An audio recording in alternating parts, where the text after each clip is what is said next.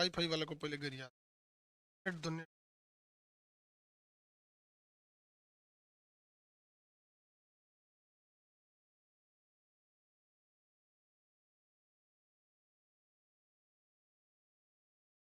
हो गया।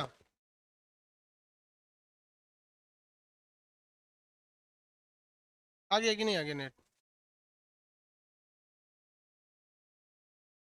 हो गया। हेलो। अरे भैया ये नेट कौन सी झुंझुन्ना दे दिए हैं यहाँ पे, दिन भर में 4 बार कट जाता है। लड़का बोलता है ऐसा कौन सी का एप्लीकेशन बनाए हैं।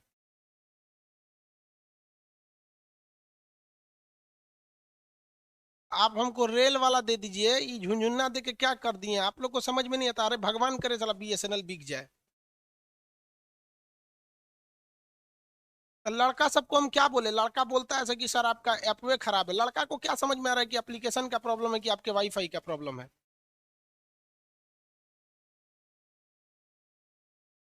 आप लोग 4,000 का वाईफाई का हमसे 18,000 रुपया लिए लोग, इस यही झुंझुना देखने के लिए।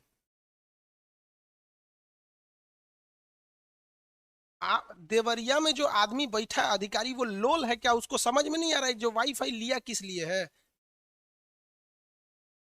इस नाम का चीज नहीं है, ये सरकारी वाले तो डुबा देंगे सब देश को। अरे भाई कट जाता है ना, यहाँ नेट फिर से कनेक्ट कराना पड़ता है। हल निकल रहा है नहीं करता। लाइव है। सॉरी बाबू, ये लोग हम क्या बोले यार, एप्लीकेशन का दिक्कत नहीं है। ये सरकारी वाले जो है सब बीएसएनएल वाले सब। अभी ये जैसे छठ पूजा दिवाली खत्म होगा, सारा स्टूडियो ले जाके पटना में सेटअप कर देंगे। वहाँ प्राइवेट स्टूडियो मिलते हैं सब वाईफाई वाले। यहाँ सरकारी वाला है, दिन भर जो चौपट कर देता है। मन करता है कि तोड़ दे का मुंह यहाँ पर। कहाँ तक समझाए थे भाऊ?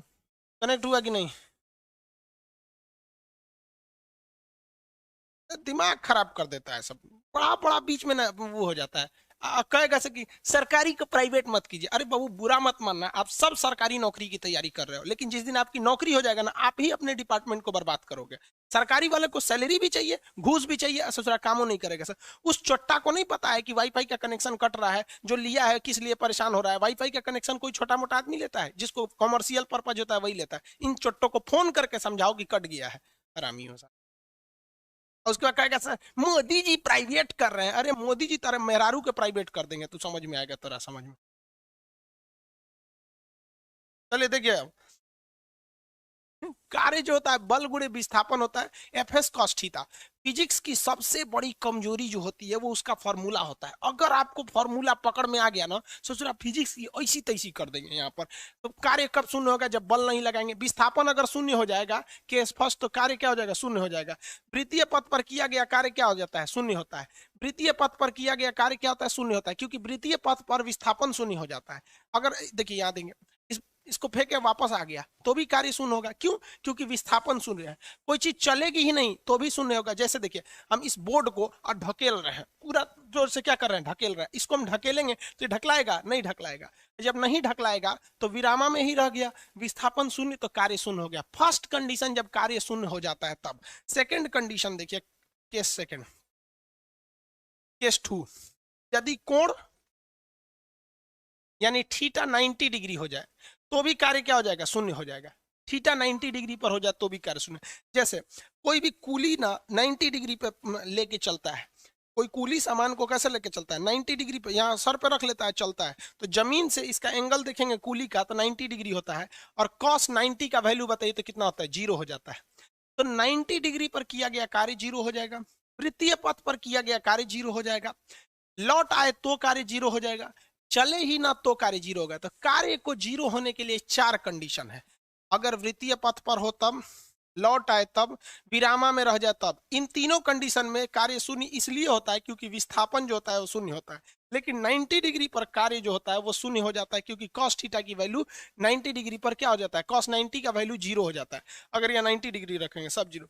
लेकिन वास्तविक जीवन में वो कार्य कर रहा है, ऐसा नहीं कि आप उसको पैसा नहीं दीजिएगा, लेकिन फॉर्मूला के हिसाब से उसका कार्य 0 हो गया है। लेकिन कभी कभी ससुरा ये ना कूली वाला क्वेश्चन में आंसर आ जाता है 0 नहीं होता है। कहता है कि कूली सामान लेके सीढ़ी पे चढ़ रहा है।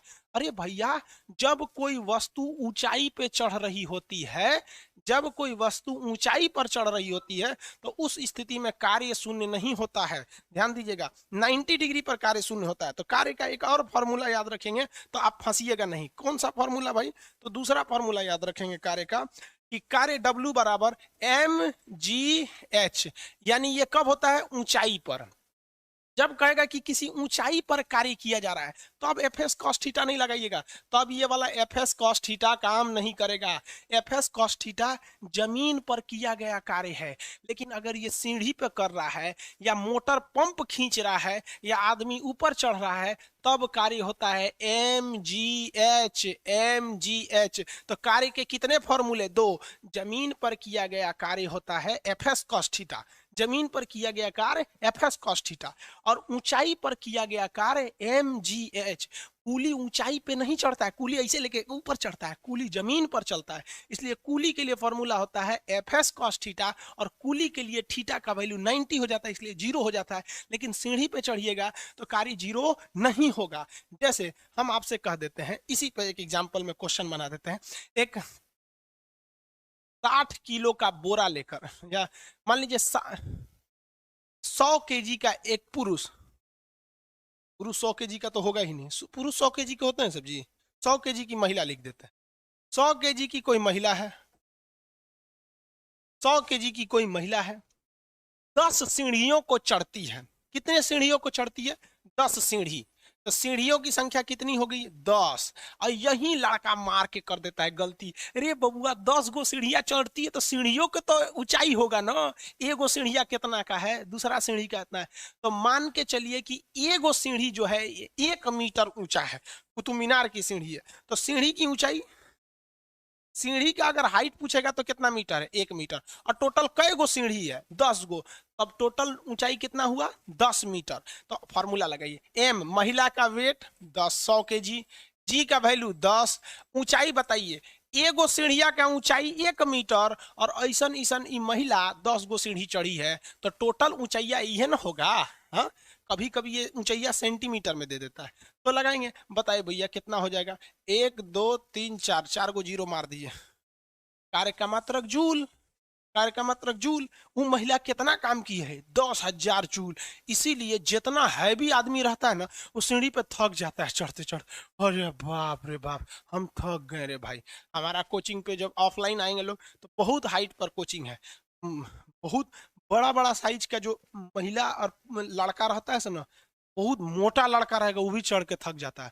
और बहुत बड़ी साइज की लड़की रहेगी ना, बड़ी लड़की, वो भी नहीं चढ़ पाती। क्यों? क्योंकि ऊंचाई पर चढ़ने के लिए काम करना पड़ेगा। यदि आपका मास ज्यादा है तो आपको ज्यादा काम करना पड़ेगा। तो हाँ, आप जाते हैं। सब समझ में आ गया कि नहीं? कितना लोग को समझ में आ गया? कार्य का को फॉर्मूला, एगो फॉर्मूला याद करके जाता है, एग्जाम में फेल होकर चला आता है। जमीन पर किया गया कार्य एफ एस कॉस थीटा, जमीन पर किया गया कार्य एफ एस कॉस थीटा, ऊंचाई पर किया गया कार्य, ऊंचाई पर किया गया कार्य एम जी एच, ऊंचाई पर किया गया कार्य एम जी एच। अरे भाई ऑफलाइन क्लास कब से चलेगा? कोई ठीक नहीं है कब से चलेगा। ये हमसे क्या पूछते हो भाई? गवर्नमेंट हम हैं, गवर्नमेंट आज बोलेगी आज चला देंगे। ऑनलाइन चलते रहेगा, ऑफलाइन भी चलेगा। हमारे पास में थोड़ी है यार। चलो भाई, कितने लोग अब देखते हैं सवाल बना सकते हैं? एक क्वेश्चन दे देते हैं।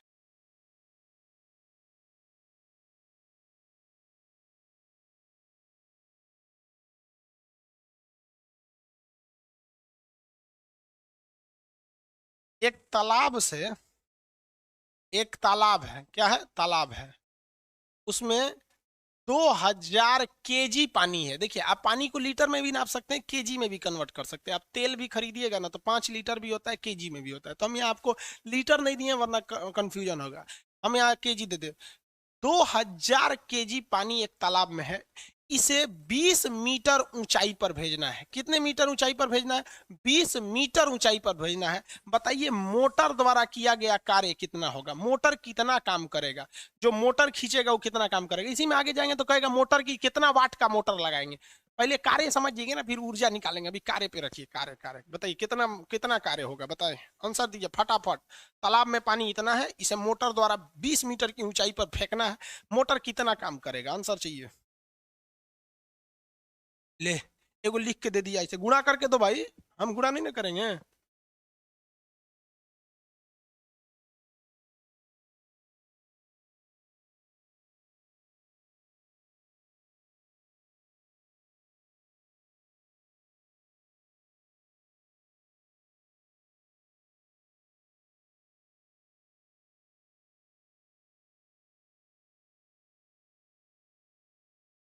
फिर कनेक्शन कटा क्या जी? हाँ ठीक है, आंसर सबका सही आ रहा है। 4 लाख जूल।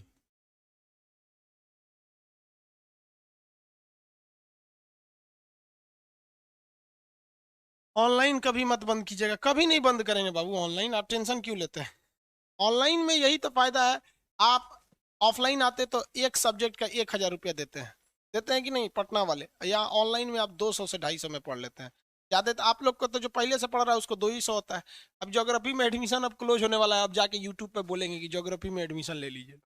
आप ही लोग के लिए ज्यादा सोचते हैं, लेकिन आप लोग भी वो क्या करेंगे, बीएसएनएल की वजह से थोड़ा गड़बड़ हो जाता है। देखिए भाई, MGH, W बराबर MGH, M कितना है 2000, तो यहाँ लिख देंगे 2000। G का वैल्यू तो बपौती है हमारा है वो 10। H कितना है 30 मीटर ऊंचाई पे भेजना है, कोई दिक्कत नहीं। 2 से 2 का गुणा करेंगे 4, कई गो जीरो बचा, 1 2 3 4 5, 5 जीरो का मतलब होता है लाख, 5 जीरो का मतलब होता है लाख। 4 लाख जूल, 4 लाख जूल निकाल सकते हैं। ये न्यूमेरिकल पूछता है यार, उसके बाद अभी बताएंगे तो पूछ देगा मोटरवा कितना वाट का होना चाहिए, तो वाट मतलब होता है पावर। तो हम अभी पावर पढ़ाए हैं आप लोग को, आप ही बताइए ना, हम अभी पावर कहाँ पढ़ाए हैं आप लोग को? अभी तो हेडिंगे डाले हैं, वर्क पढ़ाएंगे, फिर एनर्जी पढ़ाएंगे, तब ना पावर पढ़ाएंगे। अभी वर्क पे रहिए, वर्क निकाल सकते हैं। अब एगो क्वेश्चन देते हैं, कितना लोग निकालता है देखते हैं, कितना होशियार है सब इसमें।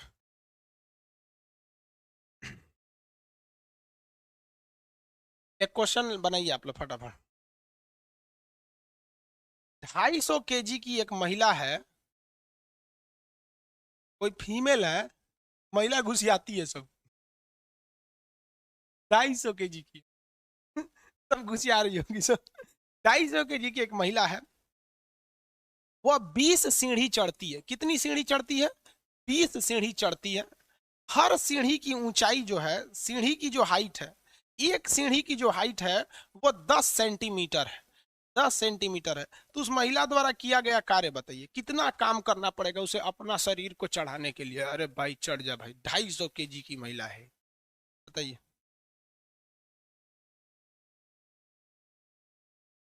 अनीता कुमारी घुसिया के इमोजी भेज रही है, ऐसे वाला। बनाइए बनाइए, जल्दी बनाएंगे, आंसर देंगे इसका।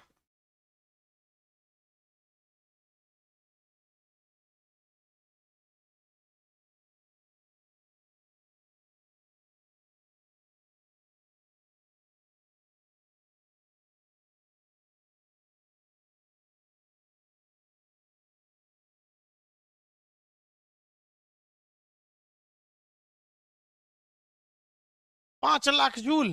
देखिए डब्ल्यू बराबर क्या हो जाएगा, डब्ल्यू बराबर एम महिला कितना है, 250 kg की है। जी हमारा बपौती है। लेकिन ऊंचाई, अरे भाई साहब, ऊंचाई माने सीढ़ी की ऊंचाई, कै गो सीढ़ी है, 20 गो सीढ़ी है। लेकिन हर एक सीढ़ी की ऊंचाई 10 सेंटीमीटर है। 10 सेंटीमीटर माने इतना ऊंचा एगो सीढ़िया है, एक बित्ता का 1.5 बित्ता पर एगो स्केल लगभग 10 सेंटीमीटर का होता है, इतना है। तो टोटल ऊंचाई इतना ना हुआ भाई। अरे एगो सीढ़िया का ऊंचाई है, देखो यहाँ पे भैया, एगो सीढ़िया का जो ऊंचाई है वो 10 सेंटीमीटर है, ऐसा नहीं 20 गो सीढ़ी है। तो इस सेंटीमीटर में ना हो गया भाई, हमरा तो निकालना है मीटर में। हमको किस में निकालना है, मीटर में। अब यूनिट एंड डायमेंशन बाद में पढ़ाते हैं, फालतू चैप्टर होता है। मीटर में तो बताइए, सेंटीमीटर को यदि मीटर में बदलना है तो 100 से भाग दे देंगे, 100 से भाग दे देंगे। या तो यहीं 100 से भाग दे के इसे एक 0.1 मीटर कर लेते, या तो यहाँ भाग दिए। दो जीरो से ये दोनों जीरो कट जाएंगे सर, अब सिंपल हो गया। ये 2 से इस 25 में गुणा करेंगे तो 50 हो जाएगा, 2 से इस 25 में गुणा करेंगे तो 50 हो जाएगा। जीरो गिन के रख दीजिए, 1 2, 2 को जीरो लगा दीजिए, हो गया। ठीक ठाक है ना, गुणा भाग देख लीजिएगा। सेंटीमीटर को मीटर में बदलना है। सर एक टेलीग्राम चैनल बना दीजिए, कोई भी इंफॉर्मेशन डालने की। ठीक है बाबू, आज आज ही बनाते हैं हम टेलीग्राम चैनल। 5,000 ना होगा जी, 500 कैसे ला रहे हैं भाई? आप कैसे बोले कुकू कुमार? कल का बायोलॉजी आधा ही चला था। सर एक टेलीग्राम चैनल, ठीक है, रुपेश कुमार जी बना देंगे। आगे देखते हैं हम लोग। हो गया। चलिए देखिए अब, ये तो कार्य समझ में आ गया। कार्य किसी को दिक्कत नहीं, जमीन पर किया गया कार्य दो कंडीशन में शून्य होता है। अगर विस्थापन शून्य तो कार्य शून्य हो जाएगा, और अगर मतलब थीटा 90 डिग्री हो जाएगा तब हो जाएगा। लेकिन ऊंचाई पर किए गए कार्य को थीटा से कोई मतलब नहीं होता है, उसको कार्य से मतलब होता है mgh। कार्य का फॉर्मूला हो गया। अब आगे बढ़ते हैं हम लोग। हो गया ना जी। अब इसके बाद आता है आपका ऊर्जा। कार्य के बाद क्या आता है? ऊर्जा। अब ऊर्जा निकाल लेते हैं हम लोग। कार्य के बाद क्या आएगा? ऊर्जा आएगा। रहे हैं लोग कि नहीं जी?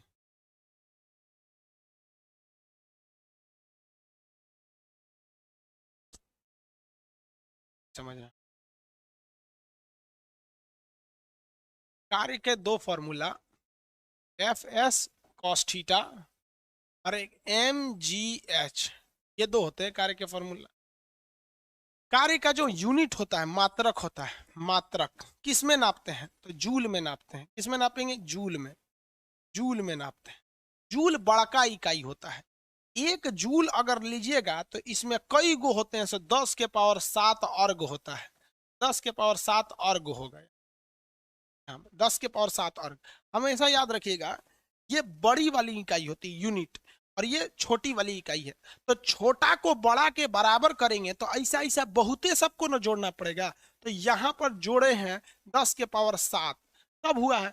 लेकिन अगर यही उल्टा कर दे, जैसे देखिए कार्य के जो मात्रक होते हैं, मात्रक मतलब यूनिट, दो ठो होंगे सब। एक क्या हो जाता है? अर्ग, जब छोटा यूनिट है। अब बड़ा यूनिट क्या हो जाता है? जूल।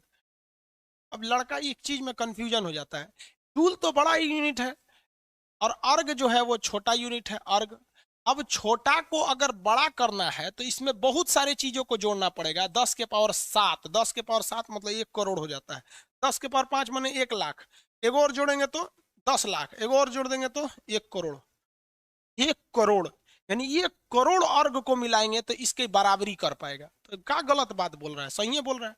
लेकिन यहाँ लड़का नहीं फंसता है, फंसता है उल्टा। अगर कह देगा कि 1 अर्ग बराबर, 1 अर्ग बराबर, तो ये जूल से बराबर करना है। तो देखो भैया, इस जूल को बराबर होना है किसके? अर्ग के।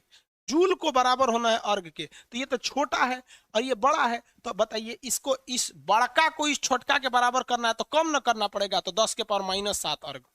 10 के पावर -7 जूल बराबर 1 अर्ग। देखिए, यानी जूल में जब आप 1 करोड़ से भाग दे देते हैं, जब जूल में आप 1 करोड़ से भाग दे देते हैं, ये 10 के पावर -7 का मतलब 1 करोड़ से भाग देना, और +7 का मतलब 1 करोड़ से गुणा करना। तो जब आप अर्ग में 1 करोड़ से गुणा करते हैं तो ये बड़ा होकर जूल के बराबर हो जाता है, समझा?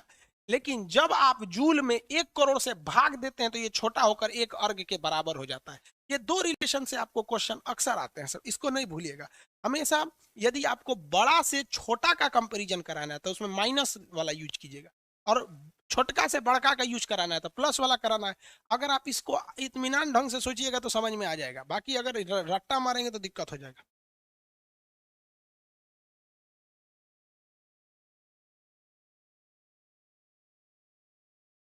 हो गया बहू?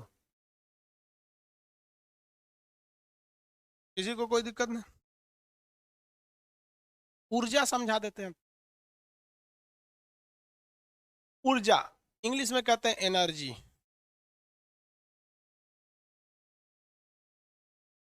ऊर्जा क्या होता है? ये हमें क्षमता या कैपेसिटी देती है। क्षमता या कैपेसिटी या एबिलिटी। सीबीएसई बोर्ड वाला ध्यान से समझेगा, सब सब सीबीएसई बोर्ड वाला ध्यान से समझेगा। Ability to do work is known as energy, या capacity to do work is known as energy. Energy किसे कहा जाता है? ऊर्जा। कार्य करने की क्षमता को ऊर्जा कहते हैं, कि हमारे अंदर कितना क्षमता है हम काम करने की। हमको पता है काम एफ एस कॉस थीटा होता है, लेकिन हम खाना पीना खइबे नहीं किए, हमारे में ऊर्जा ही नहीं है, दो तरीके ऊर्जा खत्म हो गया। अब ऊर्जा खत्म हो गया तो हमारे अंदर काम करने की क्षमता खत्म हो जाए। अब अगर कोई कूली है, उसमें काम करने की क्षमता है, लेकिन उसको 5 दिन से भूखे रखिए, स्टेशन पे ले जाइए, वो बेचारा ढांढते जाएगा, कहेगा हमारे अंदर काम करने की क्षमता नहीं है, मतलब क्या नहीं है, ऊर्जा नहीं है। तो ऊर्जा काम करने की क्षमता को बताता है। यही जो होता है, आइंस्टीन ने ऊर्जा संरक्षण का सिद्धांत दिया था। कई टाइप की ऊर्जा होती है, सोच रहा है विद्युत ऊर्जा, विंड ऊर्जा, सौर ऊर्जा, तापीय ऊर्जा, स्थितिज ऊर्जा, गतिज ऊर्जा, यांत्रिक ऊर्जा, विद्युत ऊर्जा, परमाणु ऊर्जा, गुरुत्वाकर्षण ऊर्जा, बहुत ऊर्जा है। यहाँ तक कि एक कहा जाता है कि study of energy is known as physics. सही में बोलिए, फिजिक्स ऊर्जा का अध्ययन ही है, फिजिक्स और कुछ नहीं है। समझिए कैसे। पूरा जो ब्रह्मांड बना था, यूनिवर्स, यूनिवर्स ये केवल दो चीजों से बना। कितने चीजों से? दो चीजों से। एक एनर्जी से बना, दूसरा मैटर से बना। मैटर, मैटर, मैटर आगे जाके पता चला ससुरा दो टाइप का होता है। एक लिविंग थिंग होता है जो जिंदा है, एक नॉन लिविंग थिंग होता है जो ससुरा मर गया है। नॉन लिविंग थिंग होता है जो मर गया है। तो वो एनर्जी को पढ़ दिया गया फिजिक्स में। एनर्जी को किस में पढ़ दिया? फिजिक्स में। जो जिंदा थे सब इसको पढ़ दिया बायोलॉजी में, और जो मरल थे सब तोना को पढ़ दिया केमिस्ट्री में। जो जिंदा वाला थे सब नहीं, छोटा सा बायोलॉजी वाला, इस ससुरा आगे जाके हिंदू मुस्लिम बन गया सब, अमेरिका चाइना फ्रांस बन गया सब। यही सब जो थे सब ना, बाद में एक नहीं है, सबसे इतिहास निकल गया, धर्म निकल गया, ई निकल गया, शिक्षा लेदर कर दिया सब। इसी बायोलॉजी वाला जो जिंदा थे सब, उसी ने इतिहास भूगोल को बना दिया। तो रियल में देखिएगा तो study of physics is known as, sorry, study of energy is known as physics. Physics में आपको एनर्जी पढ़ना है, इलेक्ट्रिक पूरा पढ़ना है। इलेक्ट्रिक क्या है यार? एनर्जी है। मैग्नेट क्या है? एनर्जी है। फ्लूइड मैकेनिक्स एनर्जी है। सब तो एनर्जी ही है। ई बराबर एम सी स्क्वायर। ऊर्जा ना तो उत्पन्न की जा सकती है, ना तो नष्ट की जा सकती है। अब हमको एनर्जी के बारे में पढ़ना है, तो आइडिया लग गया ना कि हम लोग कितना बड़का चैप्टर उठाने जा रहे हैं, एनर्जी। इसलिए इसको एक चैप्टर में खत्म नहीं कर सकते, क्योंकि पूरा फिजिक्स तो एनर्जी है। इसलिए यहाँ पर हम लोग mainly kinetic energy, mechanical energy और पोटेंशियल एनर्जी की चर्चा करेंगे। कई टाइप की ऊर्जा होती है। पहला ऊर्जा हम देखते हैं, पोटेंशियल। पोटेंशियल एनर्जी, इसको हिंदी में कहते हैं स्थितिज ऊर्जा। स्थितिज ऊर्जा। अरे भैया ये है क्या? स्थितिज ऊर्जा है क्या? दुनिया में कोई भी काम करेंगे वो कार्य, जैसे देखिए हम यहाँ पे ऐसे कुछ नहीं जी, खतरनाक चीज है यहाँ पे। हाँ, खतरनाक चीज देखो, खतरनाक चीज तो कुछ नहीं। ये है, ये पेचकस स्क्रू ड्राइवर, इसको हम रख के यहाँ मार ले घपाक से तो फूट जाएगा हमारा, आंखें निकाल लें इसमें से करके। तो ये सब का सब ऊर्जा के कारण हो रहा है, और ये काम हो रहा है। काम भले अच्छा है या खराब है, तो ऊर्जा जो होती है वो कोई ना कोई काम को कर देती है। अब काम अच्छा है या खराब आप देखिए, फिजिक्स को इससे मतलब नहीं है। जैसे ये है, हम अपने ऐसे देख के अखिया पे गिरा लेंगे, इसको अखिया फोड़ लेगा हमारा। ये भी तो एक तरह का काम है, लेकिन कैसा काम है? खराब काम है। तो फिजिक्स को अच्छा और खराब से मतलब नहीं, फिजिक्स का कहना है काम हो गया ना बस, हम इसीलिए आए थे ताकि काम को किया जा सके। अब स्थितिज ऊर्जा क्या होता है? अपनी स्थिति के कारण, देखिए अपनी स्थिति, स्थिति क्या हो सकती है? आपकी ऊंचाई, आपके अंदर खिंचाव, या आपके अंदर मतलब खिंचाव। स्थिति दो टाइप की होती है, एक आपकी स्थिति यानी ऊंचाई या खिंचाव के कारण आपके अंदर एक काम करने की क्षमता आ जाती है, जिसे हम लोग कहते हैं स्थितिज ऊर्जा। जैसे यहाँ आप बचपन में देखे होंगे, दिवाली के समय में एक पटाखा आता था, चिटपुटिया, ऐसे रख के और उसके ऊपर से ईंटा फेंक दीजिए तो दबता था, नहीं तो ब्लास्ट कर जाता था। तो इसके अंदर एक ऊर्जा है, काम करने की क्षमता है। वो क्षमता को क्या कहते हैं? स्थितिज ऊर्जा। ये क्यों आई है? इसकी ऊंचाई के कारण। दुनिया में किसी भी चीज को अगर आप ऊंचाई पर ले जाइएगा, ऊंचाई पर ले जाइएगा, तो उसके अंदर उस ऊंचाई के कारण एक स्थितिज ऊर्जा पड़ जाएगी। जैसे ध्यान से देखिए, जैसे कुछ भारी चीज है, किस चीज से बता? हाँ यही भारी चीज, ये लैपटॉप है। देखिए तो यहाँ इसको ऊंचाई पे लगा, यहाँ से इसे छोड़ देते हैं, मुड़िया पे गिरेगा, इसे चोट लगेगा। तो देख बबुआ, ये ऊंचाई है ना, तो हमको चोट लगा तो एगो काम किया, मेरा मुड़ी फोड़ दिया। एक काम करो, इसको 5 तल्ला पे ले जाओ लैपटॉप को, और हमको नीचे खड़ा करो और तो मुड़िया पे गिरा दो, ससुरा और वो खतरनाक काम करेगा, टपकाइए देगा खान सर को। समझ में आएगी नहीं आएगा? तो किसी भी वस्तु में यदि आप उसको ऊंचाई पे ले जाएंगे, ऊंचाई पे, तो ससुरा और बिखिया जाता है और ज्यादा काम करने लगता है। इसलिए एक तल्ला पे से गिरेंगे हाथे गोड़ टूटेगा, 5 तल्ला पे से गिरेंगे तो कमर उमर सब टूट जाएगा, और 10 तल्ला पे से गिरेंगे तब तो फिर ऊपरे मर जाएंगे आप। तो जितने ऊंचाई पर जाएंगे उतने काम करने की क्षमता बढ़ता है। अब अच्छा काम है कि खराब गोली मारिए। समझ आ गया कि नहीं आ गया? किसी को कोई दिक्कत है? आगे बढ़ जाए। इसीलिए चौकी पे से रात में आदमी गिर जाता है ना, तनिए सा चोट लगता है। छोटका बचवा सबको देखिएगा ना, जितना हिंदी मीडियम वाला लड़का रहता है सब ना, छोटा सा रहता है हिंदी मीडियम वाला, वो बहुत बदमाश होता है सब। दूध पिएगा सब बचपन में इसे खत्म हो जाएगा तो फेंक देगा, ऐसे ऐसे करके धड़ाक से गिर जाएगा सब चौकी पे से। और जो सीबीएसई बोर्ड वाला होता है सब, उन सबको कोई मतलब नहीं, दूध पी के खत्म हो गया तब वो चूस रहा है, पते नहीं है बकलोलवा को खत्म हो गया और ये पड़ल रहेगा। इसलिए हिंदी मीडियम वाला बहुत खचरा होता है सब, वो धड़ाम धड़ाम गिरते रहता है सब, तो वो कम ऊंचाई से गिर रहा है। तो ऊंचाई के कारण किसी भी चीज में एक काम करने की क्षमता होती है। जैसे सीलिंग फैन ऊपर पंखा लटका हुआ है, आप जिस रूम में बैठे होंगे उस रूम में ऊपर पंखा लटका होगा, पंखा बंद है, मान के चलिए कि पंखा बंद है, पंखवा अगर खुल के गिर गया आपके खोपड़िया पे तो एगो काम कर देगा। कौन काम करेगा? आपका खोपड़ी फोड़ देगा।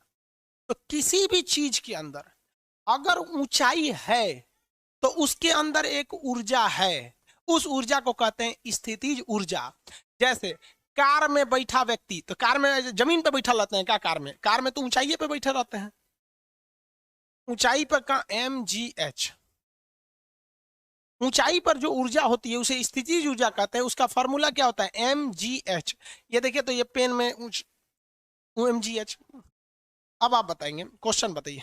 पानी टंकी जो होती है, घर में जो पानी टंकी लगाया जाता है, उस टंकी को ऊंचाई पर क्यों भेजा जाता है? क्योंकि पता है कि जितने ज्यादा ऊंचाई पर भेजेंगे उतने ज्यादा स्थितिज ऊर्जा होगा, उतने प्रेशर से वो पानी को फेंकेगा। तो ऊंचाई के कारण आने वाली ऊर्जा स्थितिज ऊर्जा कहलाती है। दुनिया में कोई भी चीज जो हल्का भी जमीन से ऊपर उठा तो उसके अंदर ऊर्जा है। उसके अंदर क्या है? ऊर्जा है। जैसे आप चौकी पे बैठे हैं, तो चौकी भी तो जमीन से 2 फीट की ऊंचाई पर है। मान लीजिए चौकी के नीचे कोई कुत्ता सोया और अचानक चौकी टूट जाए, तो आप जाके कुतुए के ऊपर हचाक से गिरिएगा, कुतुआ को समझ में आ जाएगा, हाँ भैया काम करने की तो क्षमता है, स्थितिज ऊर्जा हमारा कमर तोड़ दिया। तो दुनिया में कोई भी चीज यदि हाइट पे है तो उसके अंदर क्या है? स्थितिज ऊर्जा है। समझ में आ रहा है कि नहीं आ रहा है? किसी को दिक्कत? आगे बढ़े, आगे बढ़ जाए बाबू।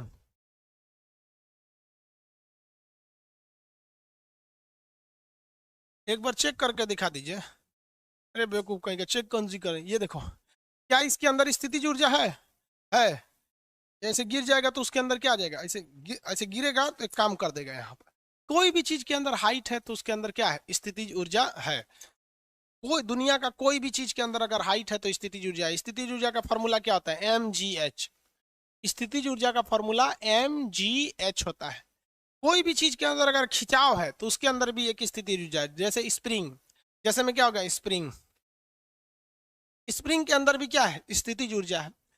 गाड़ी में बैठा व्यक्ति, तो गाड़ी तो ऐसे होती है मर्सिडीज, तो यहाँ आदमी बैठा है, छोटिया चला रही है मर्सिडीज। समझ में आ गया कि नहीं आएगा? तो देखिए छोटिया का भी हाइट थोड़ा जमीन से ऊपर है कि नहीं है? तो कोई भी चीज जमीन से थोड़ा भी उठेगी तो उसमें कौन सी ऊर्जा आएगी? स्थितिज ऊर्जा आएगी। अब आप बताइए, हवाई जहाज में, हवाई जहाज हाइट पे होता है कि नहीं जी? हाँ, स्थितिज ऊर्जा होगी। कोई भी गाड़ी हो गया, स्थितिज ऊर्जा होगी। देहात में ना एगो गाड़ी है जिसपे स्थितिज ऊर्जा नहीं होती है। कौन सी?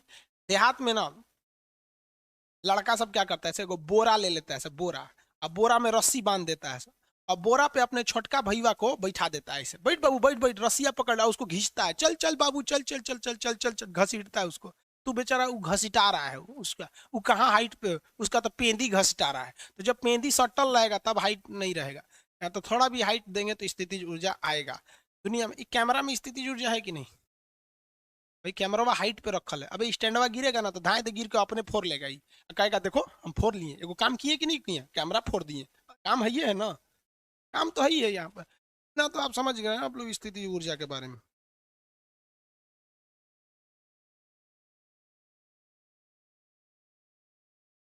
कोई दिक्कत? हाँ, झूला में भी स्थिति ऊर्जा, झूला टूटता है तो सोचा नीचे चल जाते हैं लोग।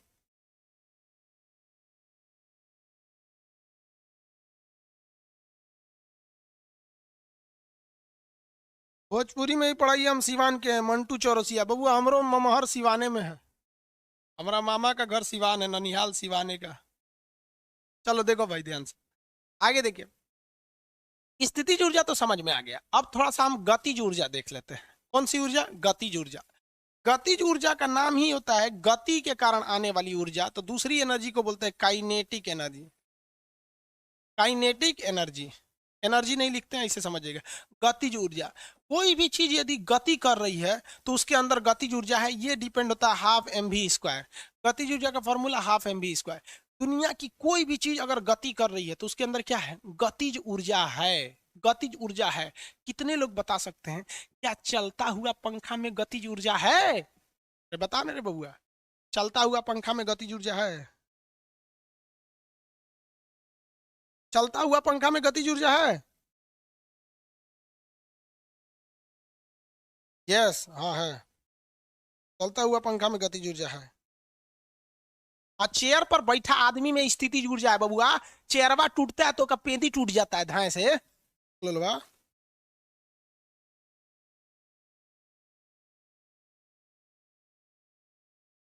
नीतीश कुमार सर आप रांची आ जाइए। रांची क्या करने भाई, रांची आएंगे, घूमने आ सकते हैं। रांची बहुत बार बुला दिए जी।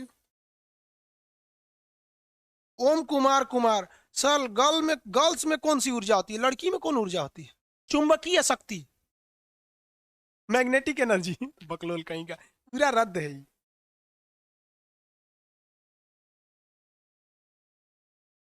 अरे भाई मधुसूदन जी, सर जी की वैल्यू जीरो हो जाएगी तो हाइट, अरे जी का वैल्यू पृथ्वी पे कौन जगह जीरो होने वाला है? केंद्र पे जाइएगा क्या?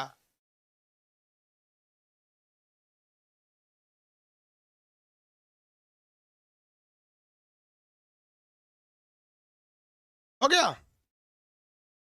देखो बाबू, दुनिया की कोई भी चीज गतिशील है तो उसके अंदर कौन सी ऊर्जा आएगी? गतिज ऊर्जा। लेकिन अगर हाइट पे है तो ससुरा उसके अंदर स्थितिज ऊर्जा आएगी। कब्बो कब्बो, कब्बो कब्बो समझते हैं? कब्बो कब्बो सम टाइम ससुरा एक ही आदमी में ये दोनों ऊर्जा आ जाती है। कब्बो कब्बो ये दोनों ऊर्जा आ जाती है। जैसे हवाई जहाज में ससुरा हवाई जहाज भाग ही हो रहा है, हवाई जहाज भाग भी रहा है और ऊंचाई पे भी है, उस ससुरा में दोनों ऊर्जा है। हेलीकॉप्टर में दोनों ऊर्जा, लेकिन हेलीकॉप्टर का कबो कबो रुक जाता है। कबो कबो समझते, some time helicopter stay and the air, तो रुक जाता है तो उसमें खाली स्थिति ऊर्जा, लेकिन जैसे चलने लगा तो स्थिति और गति दोनों। ये भाई कार में आदमी जो बैठा रहता है उसके बोनट ऊंचाई पे बैठा रहता है, तो ऊंचाई पे जमीन पे बैठा रहता है क्या? कार में बैठा रहता है ना, जमीन से थोड़ी ऊंचाई पे कार होती है जिसे ग्राउंड क्लियरेंस कहते हैं। बैठा है तो ऊंचाई भी है उसमें, तो स्थिति ऊर्जा। कार चलना चालू कर दी तो गतिज ऊर्जा। कार में बैठे इंसान में दोनों ऊर्जा, ट्रेन में बैठे में दोनों ऊर्जा। यदि ट्रेन चल रही है तो गतिज भी और स्थितिज भी, और रुकी है तो खाली स्थितिज ऊर्जा। यानी आप समझ में आ रहा है कि नहीं आ रहा है? दोनों आता है। एक बात बताइए, पंखा, रुका हुआ पंखा में, रुका हुआ पंखा में आंसर दीजिए फटाफट। रुका हुआ पंखा में, रुका हुआ पंखा में आंसर, रुके हुए पंखा में।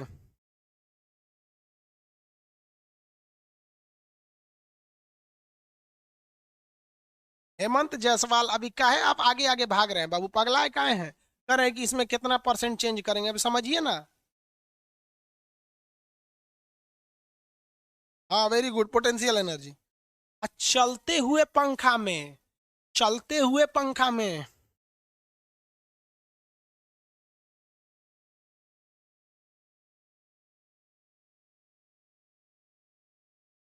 चलते हुए पंखा में,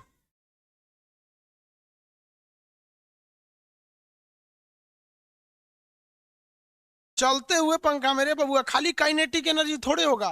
चलते हुए पंखा में पीके, पीके लिखा है को, पोटेंशियल एनर्जी और काइनेटिक एनर्जी दोनों ना होगा रे बबुआ। चल रहा है तो गति ऊर्जा, और ऊंचे है ना कि नीचवा चल रहा है, समझा क्या? कितने लोग बता सकते? देखे भाई, पंखा में दोनों होता है, चल रहे पंखा में दोनों होता है, चल रहे पंखा में दोनों होगा। कितने लोग बता सकते हैं कि दिवाली में जो चरखी नचाया जाता है, पटाखा नहीं देखते, चरखी नचा के घूमने लगता है, दिवाली में जो नचने वाली चरखी है उसमें कौन सी ऊर्जा? दिवाली में नचने वाली चरखी में कौन सी ऊर्जा?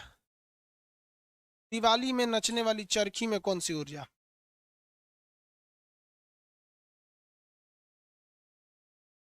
चरखी में हम पूछ रहे हैं, चरखी में।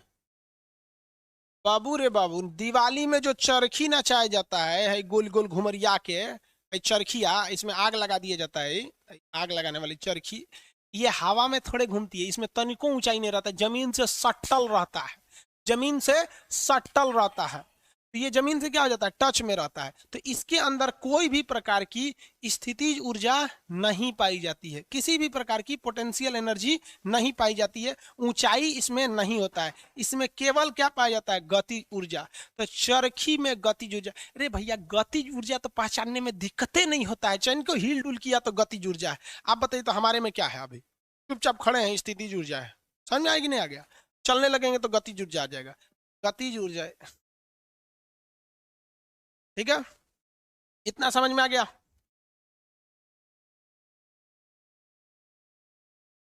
वायुयान, सीबीएसई वाला समझता है तो वायुयान किसको बोला जाता है, उड़न खटोला,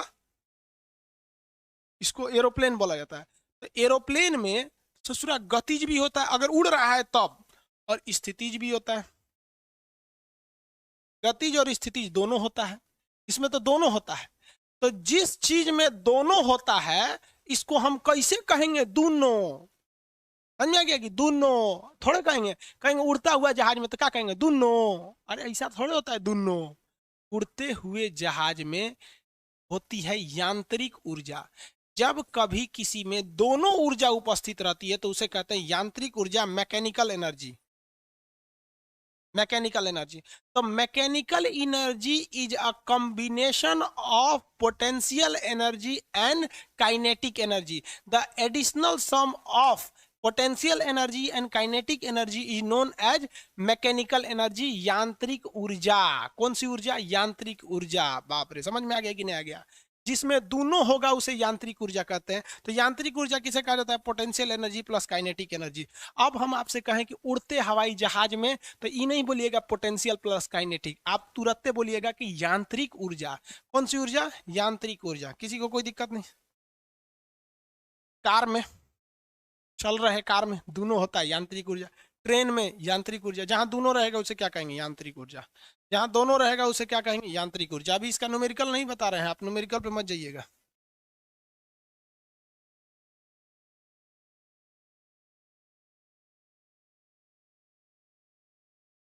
हाँ, पतंग में भी यांत्रिक ऊर्जा होती है भाई, पतंग में भी होती है यांत्रिक ऊर्जा। समझ में आ गया आप लोग को, किसी को कोई दिक्कत नहीं है, किसी को कोई दिक्कत नहीं है ना। चलिए नेक्स्ट क्लास कल करेंगे लोग, आज के लिए इतना ही रहने देते हैं। और सुनिए, इसके बाद जो क्लास होगा, अभी 3 क्लास और है ना, पॉलिटी है, ज्योग्राफी है, मैप है, इसको रिकॉर्डेड फॉर्म में डाल दिया जाएगा क्योंकि नेट बहुत फ्लक्चुएट कर रहा है। ठीक है, अभी इसके बाद वाले क्लास को रिकॉर्डेड फॉर्म में डाला जाएगा। कोई कंफर्म नहीं है कि इसके बाद वाला क्लास कितने बजे डाला जाएगा, लेकिन इतना समझिए कि नेट का बहुत ज़्यादा